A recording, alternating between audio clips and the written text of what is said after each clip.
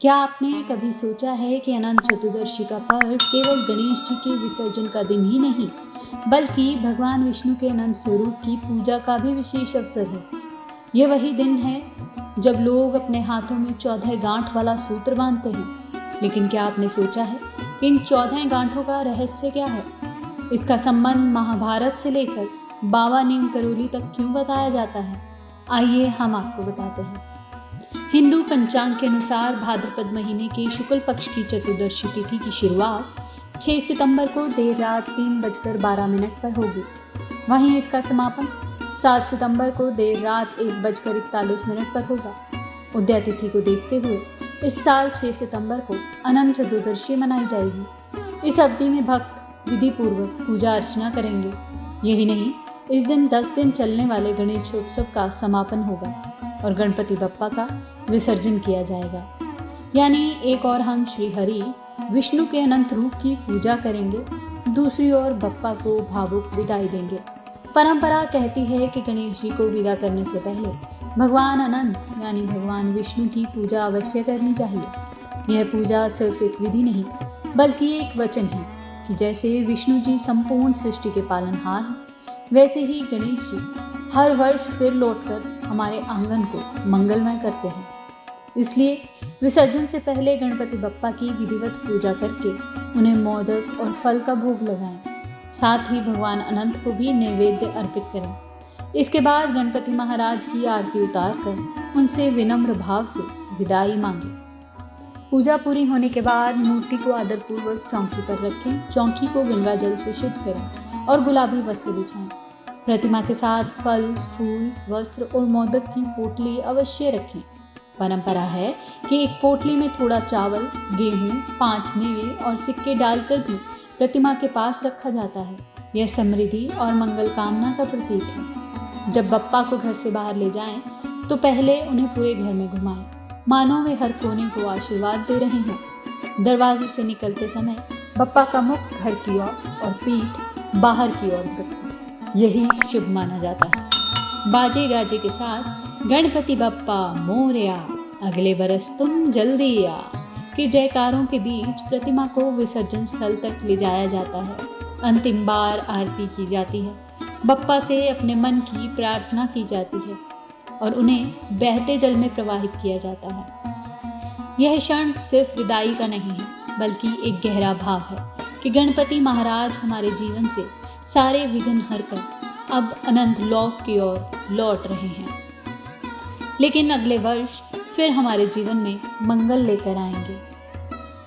आजकल कई लोग पर्यावरण को दृष्टि में रखते हुए इसे घर में ही किसी बड़े बर्तन में विसर्जित कर देते हैं और फिर उस मिट्टी को किसी गमले या बगीचे में डाल दिया जाता है। यह प्रतीक है कि बप्पा धरती में समाहित होकर फिर से हरियाली और जीवन का आशीर्वाद देंगे। विसर्जन के दौरान मंत्रोच्चारण शुभ माना जाता है। यही नहीं, अनंत चतुर्दशी का एक और बड़ा रहस्य है 14 गांठ वाला सूत्र। यह सूत्र रेशम या कपास का बनाया जाता है। पूजा के समय पुरुष इसे दाहिने हाथ पर और स्त्रियां बाएं हाथ पर बांधती हैं। इन 14 गांठों को भगवान विष्णु के 14 स्वरूपों जैसे अनंत, माधव, गोविंद, केशव आदि का प्रतीक माना जाता है। वहीं शास्त्रों में भी यह लिखा गया है कि यह 14 गांठें 14 लोकों का प्रतिनिधित्व करती हैं, भूलोक से पाताल लोक तक। ये गांठें भूलोक, भुवलोक, स्वलोक, महलोक, जनलोक, तपोलोक, ब्रह्मलोक, अतल, वितल, सतल, रसातल, तलातल, महातल और पाताल लोक का प्रतीक है। दोस्तों, अनंत चतुर्दशी पर व्रत रखना भी काफ़ी शुभकारी माना जाता है और इसकी कथा के बिना इस व्रत को अधूरा माना जाता है। कहा जाता है कि सतयुग में समुंतक नामक एक ब्राह्मण की पुत्री सुशीला का विवाह महर्षि कौंडिल्य से हुआ।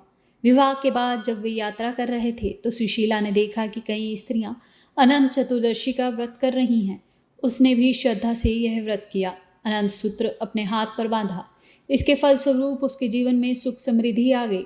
लेकिन जब कौंडिल्य ने यह सूत्र देखा तो उन्हें लगा कि यह कोई साधारण धागा है। उन्होंने इसे तुच्छ समझकर तोड़कर फेंक दिया। बस वहीं से संकटों की शुरुआत हो गई। उनके घर में कलह होने लगी, धन धान्य नष्ट हो गया और अपार दुखों का सामना उन्हें करना पड़ा। तब कौंडिल्य को अपनी गलती का एहसास हुआ। वे पश्चाताप करते हुए अनंत भगवान की खोज में निकल पड़े। वर्षों तक तपस्या करने के बाद भगवान विष्णु प्रकट हुए और बोले, कौंडल्य, यदि तुम 14 वर्षों तक श्रद्धा और विश्वास के साथ यह व्रत करोगे तो तुम्हारे सारे संकट दूर होंगे। कौंडल्य ने वैसा ही किया। अंततः उनके जीवन में सुख समृद्धि लौट आई। यह कथा हमें सिखाती है कि सच्ची श्रद्धा और भक्ति से अनंत भगवान हर संकट को मिटा देते हैं। केवल धैर्य और विश्वास रखना आवश्यक है। अनंत चतुर्दशी पर यह कथा सुनना बहुत ही शुभकारी माना जाता है। इस व्रत की पूजा विधि बहुत ही सरल है। प्रातः स्नान करके संकल्प लें। घर के पूजा स्थल पर कलश स्थापित कर भगवान विष्णु का चित्र या मूर्ति रखें। पंचामृत से स्नान कराकर पुष्प, धूप, दीप और नैवेद्य अर्पित करें।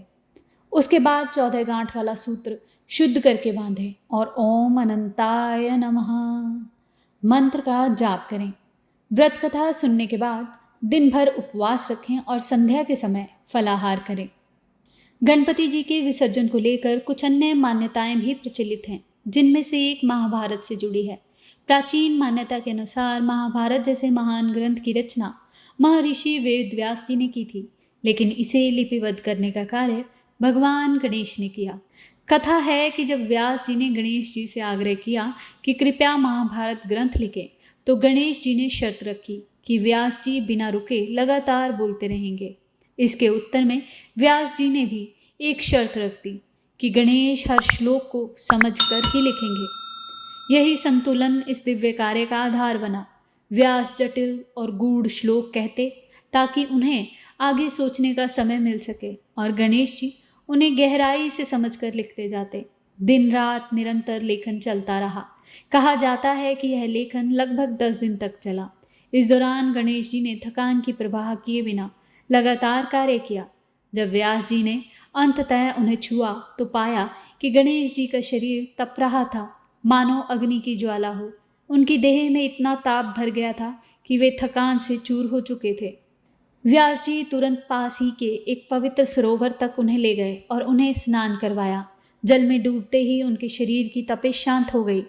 कहा जाता है कि इसी घटना से प्रेरणा लेकर गणेश स्थापना और गणेश विसर्जन की परंपरा शुरू हुई।